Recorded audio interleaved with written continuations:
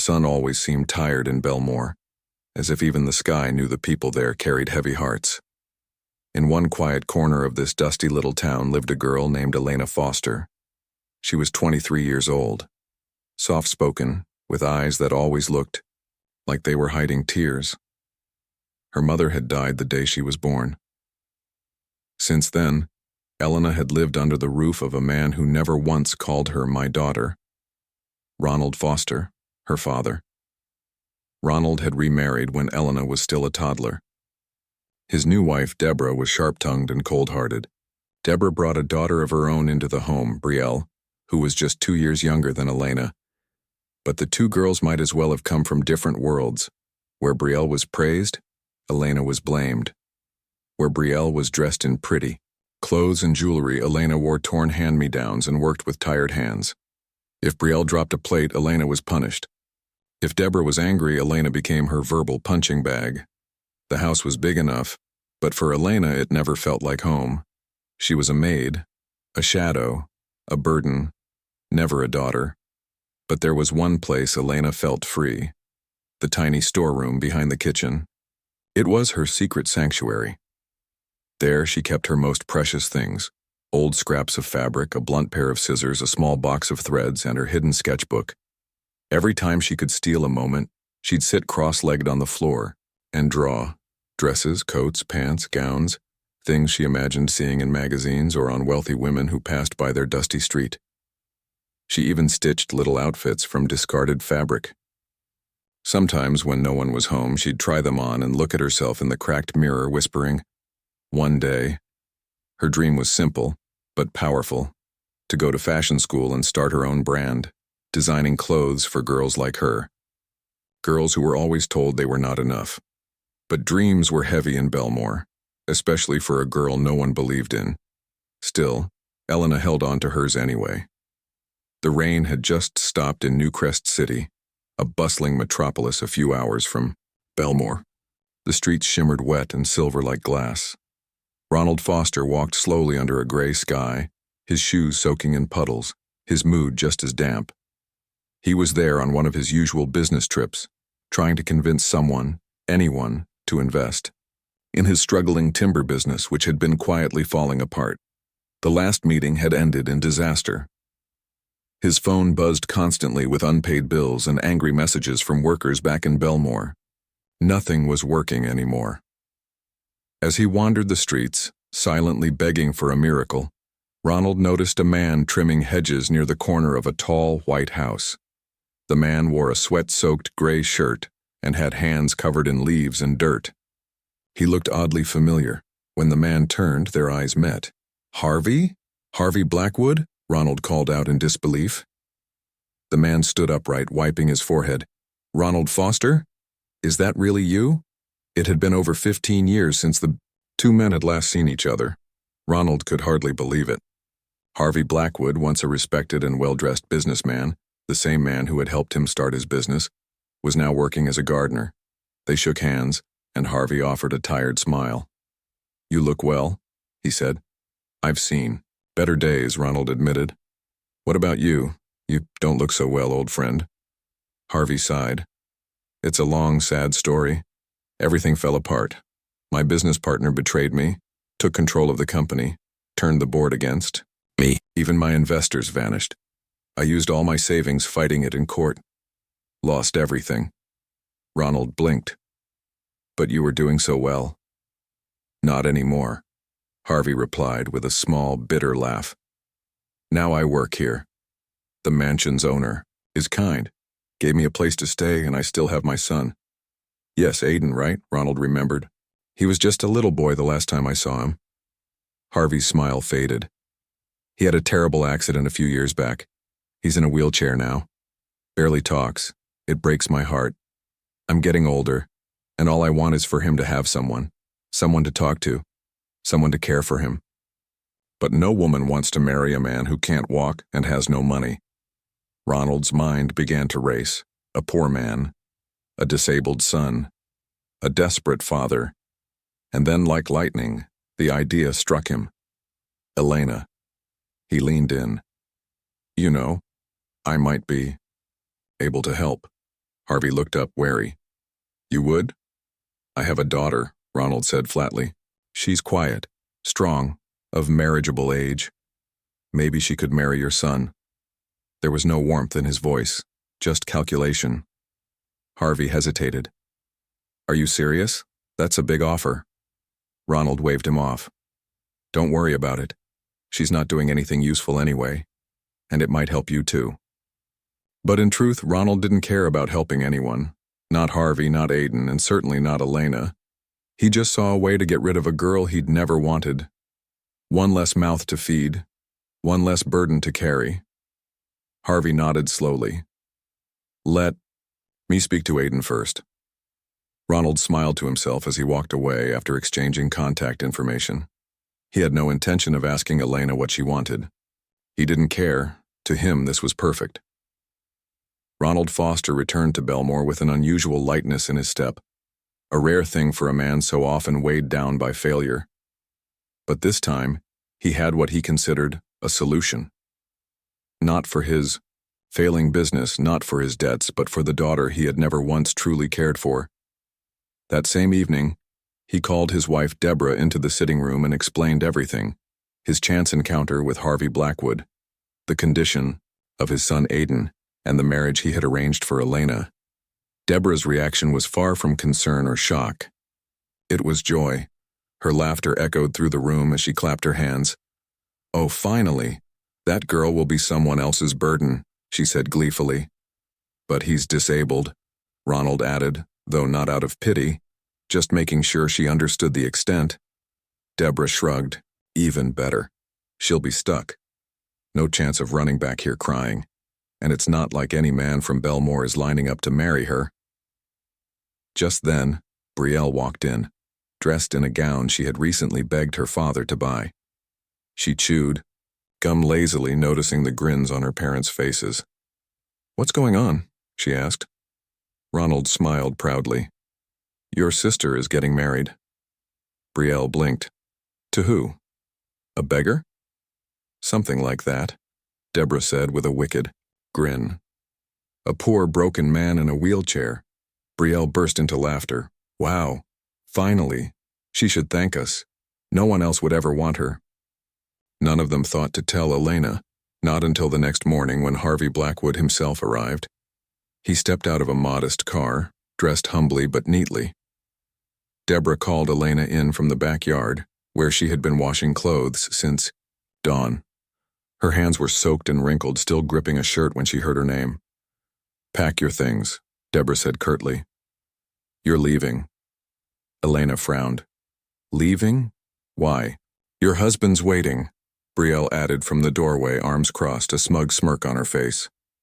Hope you like wheelchairs. Elena's hands froze. The wet shirt slipped from her fingers. What? What are you talking about? She asked, voice trembling. Ronald stepped forward. I've married you off to Mr. Blackwood's son. You're going to New Crest City with him today. Tears welled in Elena's eyes. To who? Why? I don't even know the man. To a man who needs a wife, Ronald said coldly. I already collected the bride price. It's done. You don't have a choice. Elena looked around. Not one face held sympathy. Not one voice rose to defend her. Just silence. Her lips trembled. But what if he doesn't even like me? You don't need to like each other, Deborah snapped. Just do as you're told. With nothing but a small, tattered bag of clothes and her treasured sketchbook clutched tightly under her arm, Elena followed Harvey Blackwood out of her father's compound. No hug, no goodbye.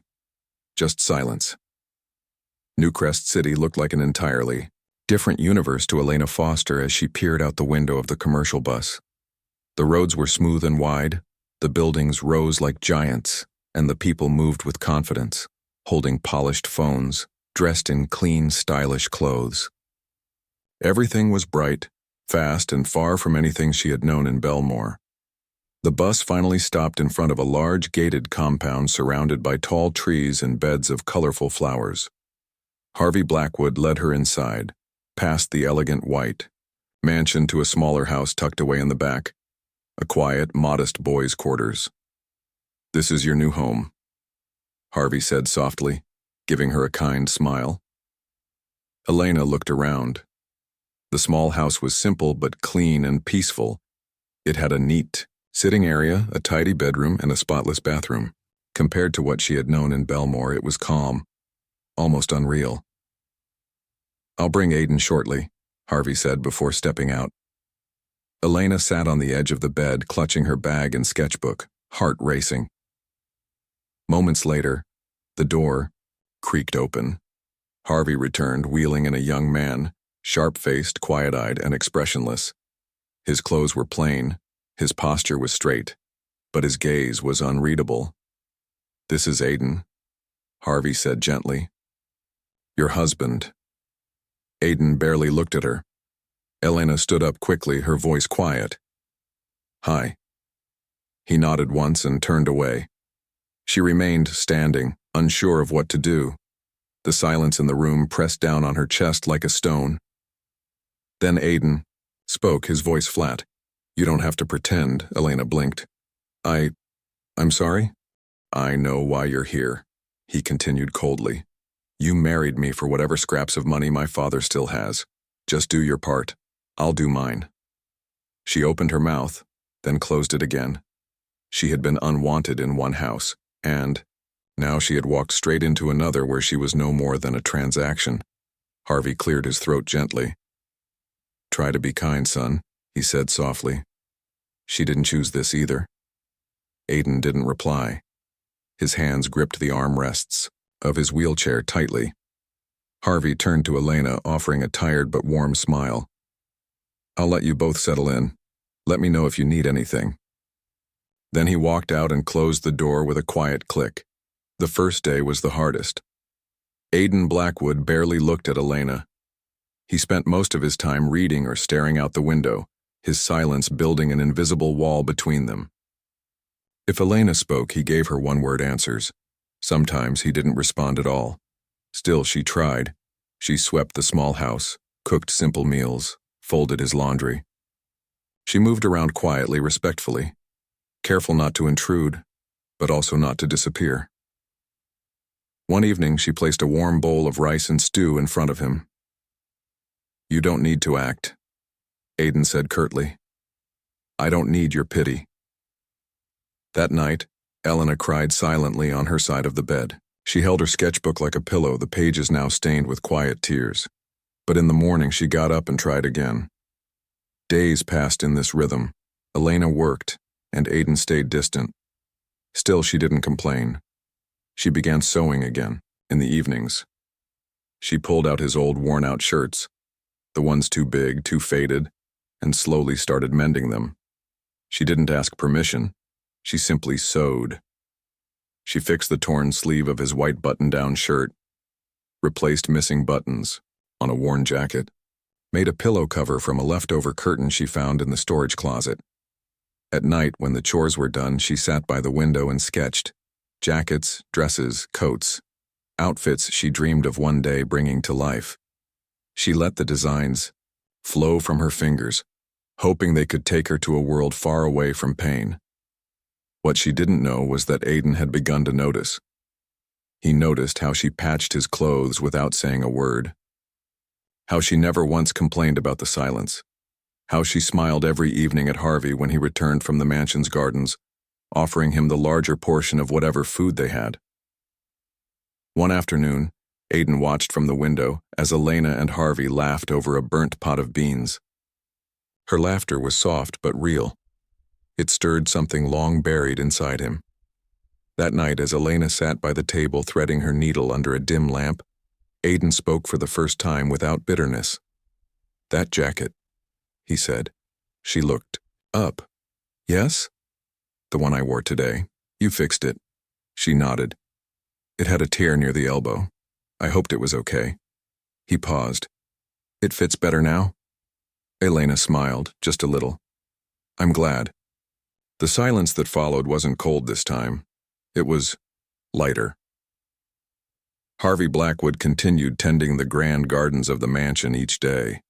He returned home with sore hands and dirt under his nails, but always brought something fresh: bananas, tomatoes, or sometimes just a few sprigs of herbs for their dinner. They didn't have much, but there was a peace to their small home that Elena had never known. No one shouted at her. No one blamed her for things she didn't do. No one called her worthless. Even if Aiden barely spoke, and even if the house behind the mansion was modest and quiet, it felt safe. Day by day, that quiet began to shift. Each morning, Elena followed a new rhythm. She woke early to prepare breakfast, cleaned the house, then settled near the window with her sketchbook and scraps of fabric. But she wasn't just repairing Aiden's clothes anymore. She was redesigning them. She cut up shirts that were too stretched, took trousers that had lost their shape and gave them new life. She combined bold patterns from leftover scraps and stitched them onto plain jackets. Slowly, she began to transform worn clothes into pieces that looked like they belonged in a boutique window. Her fingers moved with confidence. Thread, cut, fold, sew. Piece by piece, her creativity bloomed. Aiden noticed. He didn't say anything, but he wore the clothes. Not because he had to, but because something about them made him feel different. Seen, cared for. Then one morning, something unexpected happened. Elena wheeled Aiden to the main house to deliver lunch Harvey had forgotten. As they crossed the garden, a man stopped them. Mason Lee, the young CEO of Blackwood Fashion House, stood in the courtyard in a tailored blazer and sunglasses, talking with a client. But when his eyes fell on Aiden's jacket, sleek lines, bold, contrast, a patchwork of fabrics that somehow looked intentional, he paused mid-sentence. "Nice jacket," Mason said casually, walking over. "Where'd you get it?" Aiden hesitated, glanced at Elena, then replied quietly, "My wife made it." Mason raised an eyebrow and turned to her. "You designed this?" Elena nodded once, unsure if she was allowed to speak. Mason's curiosity deepened. "Wow." Later that afternoon, Harvey came home, followed by Mason himself. Elena, still holding a spool of thread, stood frozen at the door. Mason looked at her, warm and impressed. "I must say," he began, "I really liked what I saw earlier. That design, it's incredible." She blinked, still unsure. "You have raw talent," he continued. "Untrained, maybe, but brilliant." He stepped forward and extended a business card. "I run a fashion company," Mason said, "and I'd like to offer you an internship. You'd learn from our design team, grow, and maybe even launch your own line someday." Elena's heart skipped. She looked at Harvey, then at Aiden. "I've never worked in a company before," she whispered. "You don't need experience," Mason replied. "You just need vision, and you clearly have that." He smiled and left. That night, the house was silent, the card resting on the table like something sacred. "I want to take the offer," Elena said softly at last. "Not just for me, but for us. If I earn even a little, I can help. And maybe one day I can still attend fashion school." She turned to Aiden. "I won't abandon you. I'll come home every day, cook, clean, help with whatever needs doing, but I need to try." There was a long pause.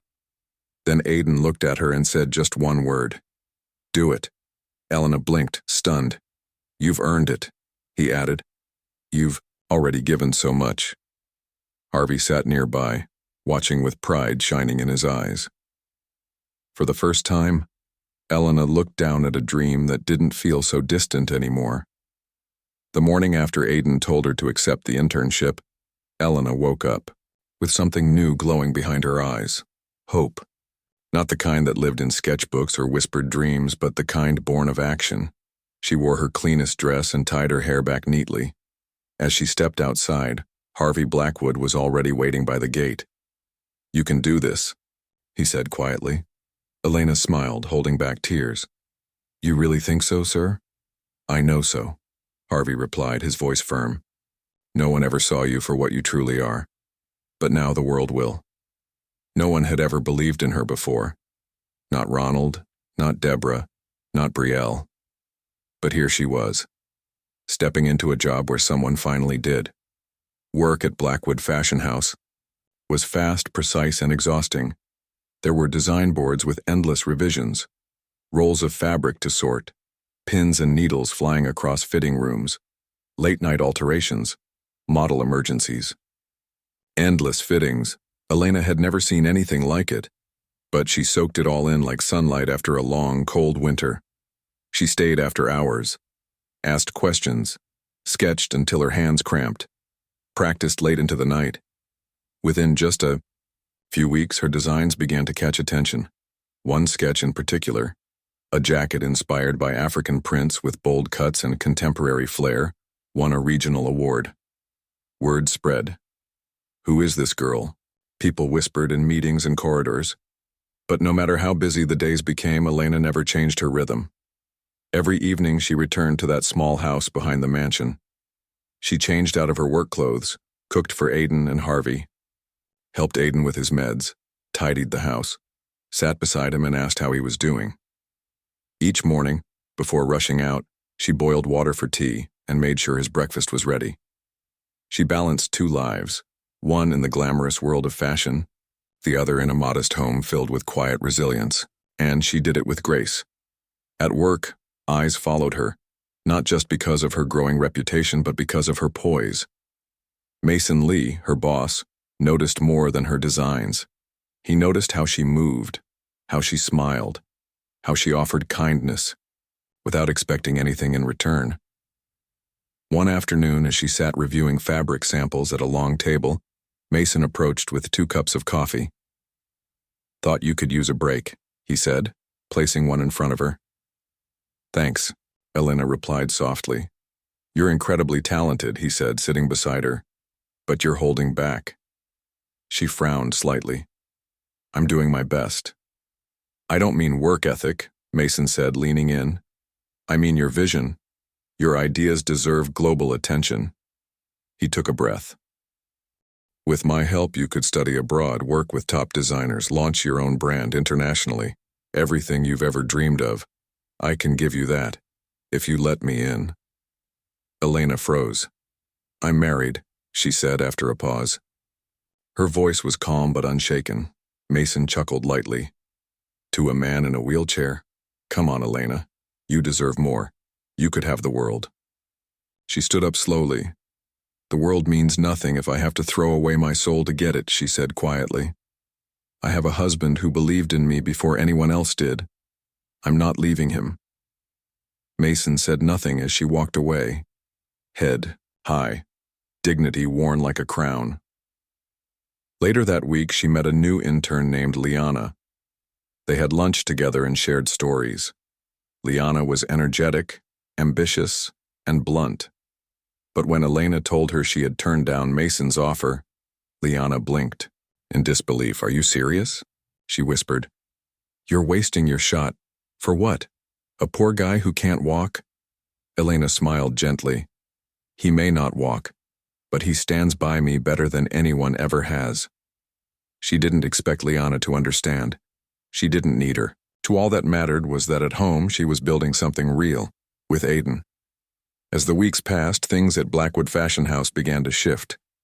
Whispers snaked through the bright hallways like smoke, soft, poisonous. "Elena's only rising because she's close to Mason. She's probably dating him." The award? Definitely a favor. The rumors crept through the lunchroom, echoed in fitting areas, and lingered at her workstation like shadows. Even people who once greeted her with smiles now offered tight nods or avoided her altogether. Elena said nothing. She buried herself in her work, focused, steady, and calm. But each whisper made her heart ache a little more.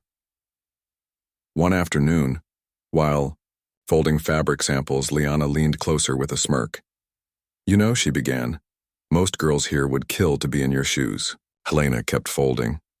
"I mean, Mason is young, rich, and clearly into you. And people are already bad-mouthing you like you're with him. So why not just go for it?" Elena didn't respond. Liana rolled her eyes. "You think people care about the wheelchair guy you go home to? That tiny little back house you live in? You're wasting yourself." Elena dropped the fabric gently, then turned and looked her in the eyes. "I don't care what outsiders think," she said quietly. "I didn't marry Aiden for money or attention. I married him because for the first time in my life I found peace. And I'm not giving that up for anything. Liana scoffed. Peace doesn't pay bills. Elena smiled faintly. Maybe not, but it gives me something money never has. Freedom. That evening, Elena came home quieter than usual. She folded laundry without humming. Her shoulders sagged, her hands moved slower. Aiden noticed. After dinner, he wheeled himself next to her, on the couch. Are you okay? He asked gently. She nodded, but her eyes were heavy. What happened? He pressed. She sighed.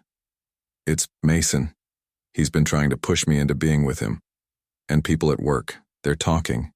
They think I'm using him to get ahead, that I don't deserve anything I've earned. Aiden looked away. I'm sorry, she added quickly. I didn't mean to upset you, I just needed to tell someone it's not you. Aiden's voice was soft. It is me. Elena blinked. What do you mean? He took a long breath. Maybe you should go. Maybe Mason is right. You could have the world. Why waste your time here, with someone like me? She sat up straight, eyes blazing. Don't say that.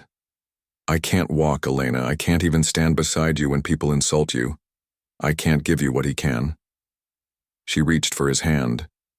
But you gave me what no one else ever has.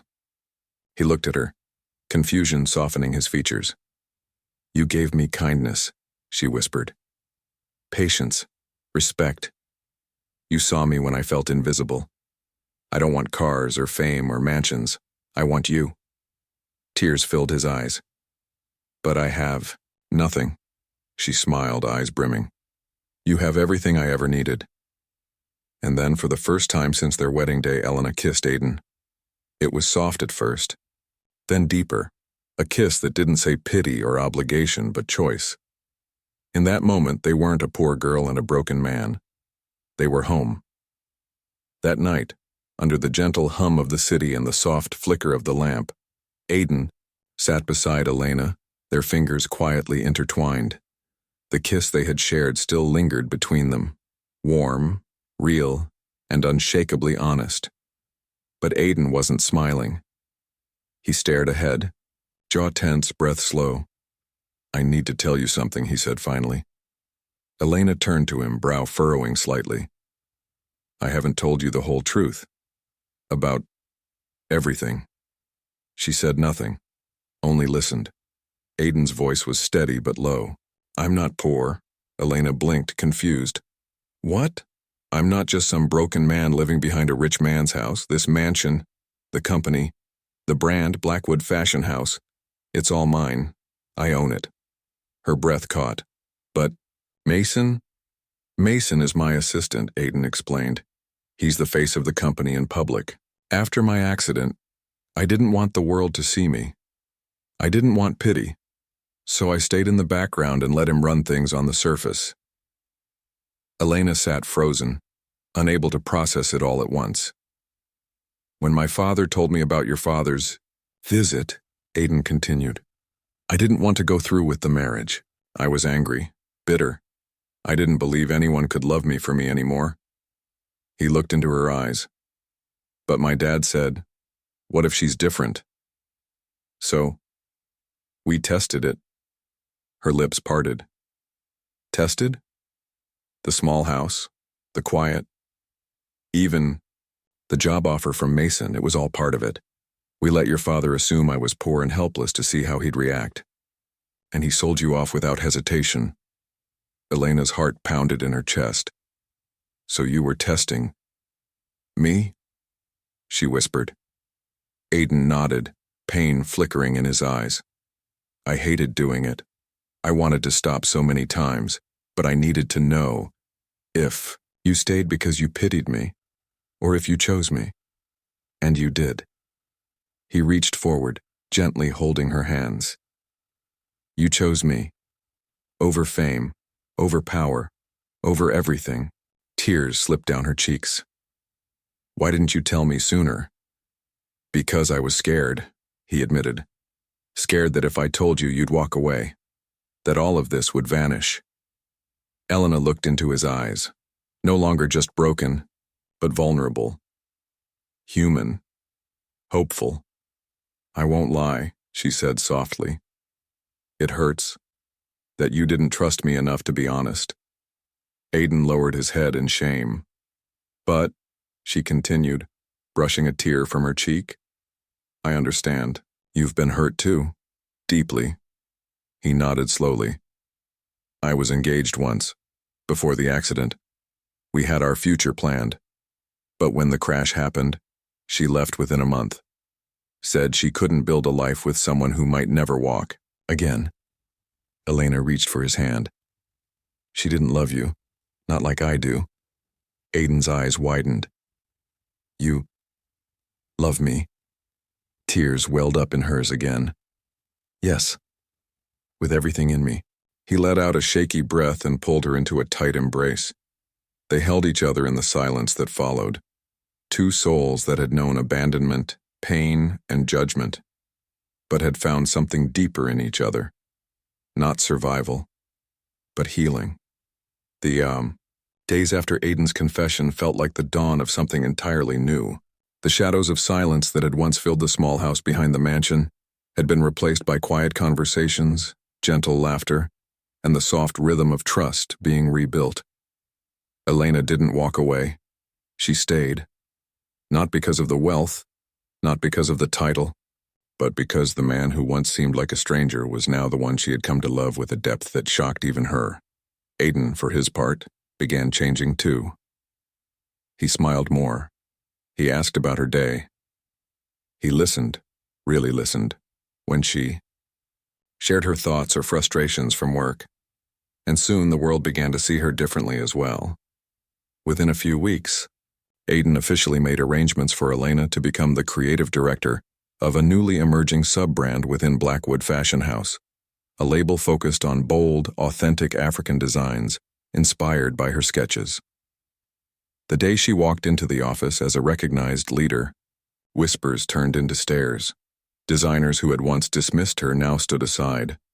Assistants who had once rolled their eyes now nodded with forced politeness. Even Liana, the intern who once told her she was wasting her life, approached her near, the elevator, eyes low. "I'm sorry," Liana said softly. "I didn't see the bigger picture. I was wrong." Elena simply smiled. "It's never too late to open your eyes." She entered the office with her head high and heart steady. Later, that month she enrolled in fashion school formally. Even though she was already designing for a growing brand, Elena believed knowledge could only deepen her voice. Every day she studied, learned pattern making, fabric science, history of couture, and branding strategy. Her nights were divided between schoolwork, sketching new collections, and coming home to Aiden. But now the home felt different. They weren't two people surviving under the same roof. They were partners. They cooked together, argued about recipes, laughed over burnt rice, watched documentaries, and shared pillows on the couch. And when Elena noticed Aiden struggling with a task, getting up from bed, reaching something from a shelf, she didn't pity him. She supported him. With love. One morning, as Aiden sat sipping tea on the veranda, Elena joined him with a notebook in hand. "Let's try therapy again," she said gently. He frowned. "You really think it'll work?" She reached out, covering his hand with hers. "I believe it can. But more importantly, you need to believe it too." That week, Aiden started therapy again. Elena pushed him into the sessions, encouraged him during each small stretch and painful movement, and clapped. Yes, clapped. The first time he stood for 2 full seconds on his own. She hugged him so tightly he almost lost balance, and they both laughed like children. Harvey, watching from the doorway, felt his heart fill. His son, once locked inside a world of pain and bitterness, was now alive again, laughing, hoping, and it was all because of Elena. One evening, Harvey pulled her aside. His voice trembled as he held her hand. "You brought life back into my boy," he said, eyes wet. "For that I'll never stop thanking you. Your father, he never saw your worth. But I see it. I see it every day." Elena smiled. He didn't bring life into me either. You both did. While Elena's world bloomed with love and purpose, miles away in Belmore, shadows tightened. Ronald Foster sat alone in his now empty office. The shelves were bare. The phone no longer rang, not because the debts were paid, but because everyone had given up on him. His final investment had failed. His name, once spoken with respect, now drew only sighs and warnings. Then came the final blow. Deborah left first. One morning Ronald woke to find her gone. The wardrobe was empty. The kitchen shelves were bare. Even the emergency cash hidden beneath the floorboard had vanished. She left behind a short note. "We're not staying to suffer. Don't look for me." Brielle followed days later. No goodbye, no message. Just a silence that screamed everything. Now, Ronald wandered the streets of Belmore with tired steps and nothing but an old bag slung over his shoulder. He had thrown away his last hope the day he sent Elena off like an unwanted object. Now, she was his only chance at survival. The gates of the Blackwood estate stood tall and gleaming beneath the morning sun, but Ronald Foster looked like a ghost of the man who had once strutted through Belmore, chest out and voice loud. His clothes hung loose on his frame. His shoes were worn down to the soles. His hands trembled, not just from hunger but from shame.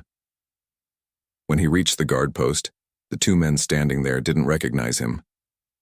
I'm here to see Elena," he said, voice hoarse. They exchanged a glance. "Elena Blackwood?" one asked. Ronald nodded. "Yes, my daughter." The guards hesitated but finally let him through. Inside the studio near the mansion, Elena was helping Aiden adjust the sleeves on a custom suit he was preparing to wear to an upcoming fashion gala. She stood focused, a pin in her mouth, her hair tied up as she worked. Then the door opened. She turned and froze. There stood the man who had traded her like cattle. The man who had never once called her his daughter with affection. The man who had sold her to a stranger and never looked back. Elena?" Ronald stammered, barely able to meet her eyes. Her face didn't flinch. I lost everything," he mumbled. "Deborah left. Brielle too. I have no one. No money. No place to go." He looked down at the floor. "I'm sorry. For everything. Truly." Silence filled the room. Aiden stood quietly behind her, watching. Elena walked toward Ronald, slowly. She looked at him, really looked, and saw not the powerful man who once ruled her with cruelty, but a broken figure stripped of his arrogance, and still she didn't hate him. "I forgive you," she said, voice calm. Hope flickered in Ronald's tired eyes. But then she added, her voice stronger, firmer. "You will never hurt me again." She pulled out her phone and sent a quick message. "I've cleared your rent for the next few months," she said without emotion. "There's food for you at the gate. You'll be taken care of. For now." Ronald opened his mouth to speak, but no words came. She turned her back on him and walked to Aiden's side. "Please escort him out," she said to the assistant nearby. And just like that, the door closed behind him. She didn't look back. She didn't need to. Because in that moment, the girl once thrown away stood taller than ever, not with revenge, but with peace. After he left, Elena sat quietly in the garden behind the mansion. The breeze touched her cheeks. The air smelled like blooming jasmine. She didn't cry. She didn't gloat. She simply breathed. Because for the first time in her life, she had truly let go. She had chosen healing over hate, dignity over bitterness, and, beside her, she felt Aiden watching, not with pity, but with admiration. He had once believed he would never deserve happiness. But Elena, through her love, courage, and grace, was rewriting both their stories. The days after her father's departure passed like sunlight after a storm, clearer, warmer, filled with a sense of stillness that Elena hadn't known in years. But something shifted within Aiden. Watching Elena forgive the man who had discarded her with such quiet strength stirred something deep inside him, something that had long been buried beneath fear, self-doubt, and the shadow of his accident. That week, Aiden doubled his physical therapy sessions. He pushed harder. He sweated more. He stopped making excuses. Each morning, Elena wheeled him to his sessions, encouraged him through every painful stretch, every muscle tremble, every second of uncertainty. And then, one quiet morning, something extraordinary happened. Aiden stood, not with help, not with someone holding him up. He gripped the balance rail beside him, shaky but steady, and he stood. Elena walked into the therapy room at that exact moment, her arms full of fabrics and notebooks. When she looked up, her breath caught in her throat. He was upright.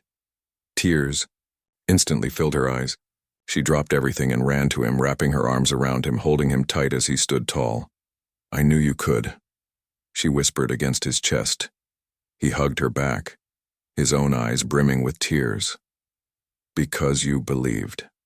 They laughed, they cried, they stood together, literally and metaphorically, for the very first time.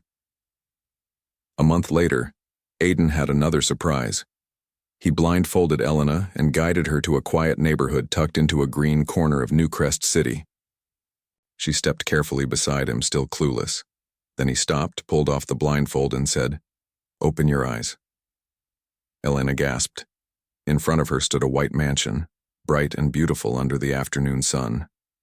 Its gates slowly opened, revealing a blooming garden, a long stone driveway, and walls lined with murals of her designs. Her legs went weak. She turned to Aiden in shock. This is yours," he said softly. He took her hand and led her through the front doors.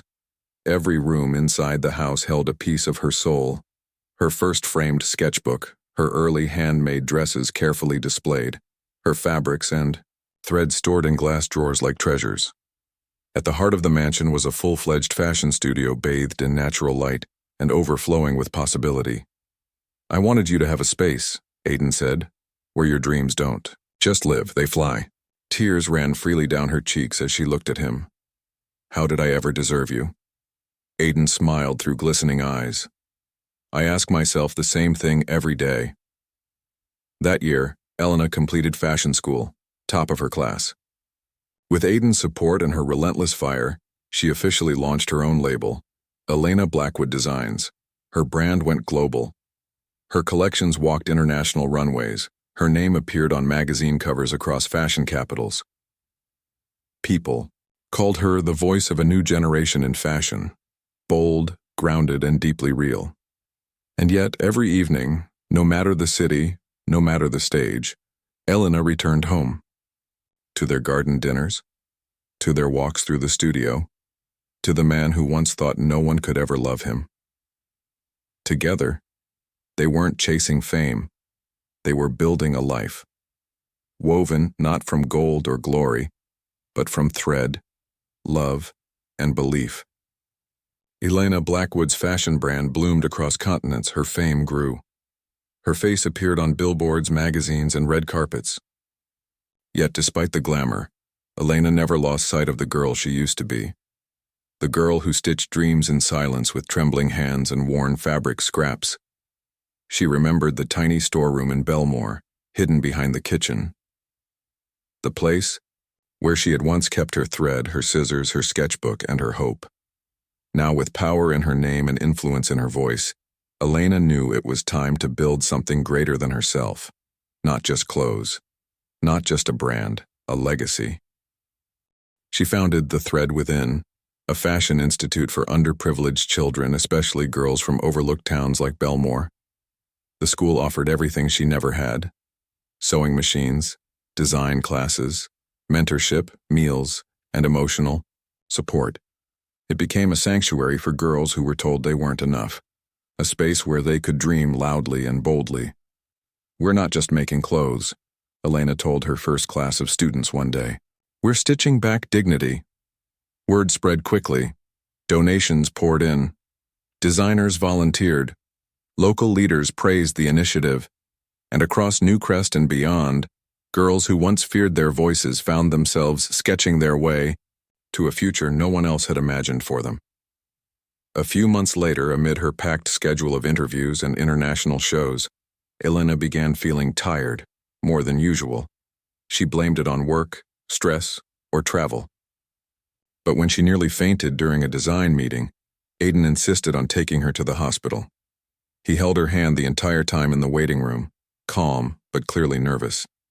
The doctor finally walked in with a grin on his face. "Well," he said, flipping through her file, "you're not sick." Aiden leaned forward. "Then what is it?" The doctor chuckled. "You're pregnant." Elena's mouth dropped open. "I'm what?" "Not just that," he added with a wider smile. "You're having twins." Elena gasped and covered her mouth in disbelief. Aiden froze for a second, then laughed out loud, a joyful, disbelieving sound that filled the room. He pulled her into his arms as tears ran down both their faces. Two hearts that were once broken were now becoming four. A few weeks later, Elena and Aiden walked into one of the biggest fashion galas of the year. Cameras flashed, people turned. But this time, she didn't walk in as the girl from nowhere. She didn't walk in as someone's intern. She walked in as Elena Blackwood, visionary, designer, wife, and soon-to-be mother. Hand in hand with Aiden, she took the stage to accept the award for Global Fashion Icon of the Year. As applause thundered through the hall, she looked out at the crowd, then down at her gently growing belly and smiled. Because once upon a time they gave her away like she was nothing. And now she had built a kingdom from fabric, love, and grace. They had tried to erase her. They had thrown her away like a burden. They had said she was too quiet, too plain, too poor to ever matter. But Elena Blackwood had rewritten her story. One stitch, one sketch, one act of love at a time. Her name now lived in the mouths of fashion critics, on the walls of couture runways, in the hearts of aspiring girls from tiny villages to bright cities. But fame had never been her destination. Legacy was.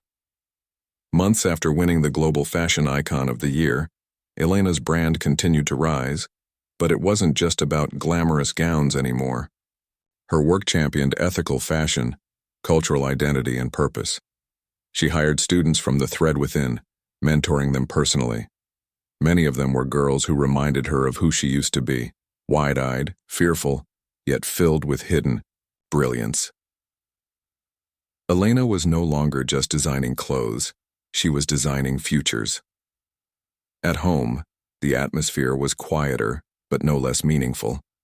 Aiden had transitioned from the shadows of the business to become her partner in full light. Together they merged innovation and vision. He attended therapy regularly, and with each passing week walked a little farther, stood a little taller. Not for the world's applause, but for the quiet pride in Elena's eyes. Their love had ripened, not fast or flashy, but deep and strong, built on shared pain, truth, and growth. One crisp morning, they stood in the nursery of their home. The room glowed with soft light. Paintings of wildflowers covered the walls. Tiny clothes hung on hand-sewn hangers. Two cribs waited by the window. Aiden stood beside her, holding her hand as they looked over the room together. "Are you ready?" he asked with a small smile. Elena squeezed his hand. "I've been ready my whole life, I just didn't know it." Their twins, two beautiful baby girls, were born under a sky full of stars. The nurses swore the children didn't cry when they entered the world. They simply blinked up with wide, alert eyes, like they already knew their parents had fought entire wars for them. Elena held them close that night, one in each arm, Aiden beside her. They were no longer remnants of brokenness. They were builders of a new legacy. Later that year, Elena was invited to speak at the new Crest Women's Summit. The auditorium was filled with young women from across the country, dreamers, designers, artists, daughters of hardship and hope. As she stepped on stage, dressed not in glittering luxury, but in a simple, hand-stitched jacket she made herself, in her early days the crowd quieted. "I came from silence," she began, "from a place where girls like me were told to shrink. But I learned something." She looked across the rows of faces. "That you can be forgotten by the world and still rise. That pain can make you bitter, or it can make you brave. And that, the needle in your hand, the truth in your voice, the love in your heart, those things can sow empires. The audience erupted in applause, some standing, some in tears. And as Elena left the stage, hand in hand with Aiden waiting backstage, she whispered to herself, "They gave me away like I was nothing. But I became everything they never imagined." Years passed, but the light in Elena Blackwood's eyes never dimmed. Her twin daughters, Amara and Nora, grew up surrounded not only by love, but by purpose. They watched their mother teach students how to sketch dreams onto fabric.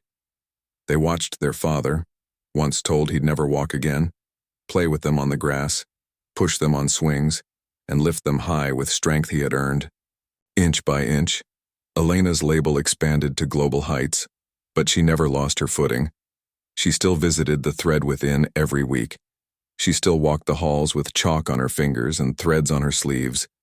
She still knelt beside trembling, young girls with shaking scissors and whispered, "You can." Some of her students launched brands of their own.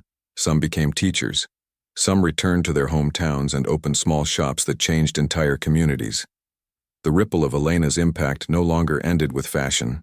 It spread into homes, towns, and hearts.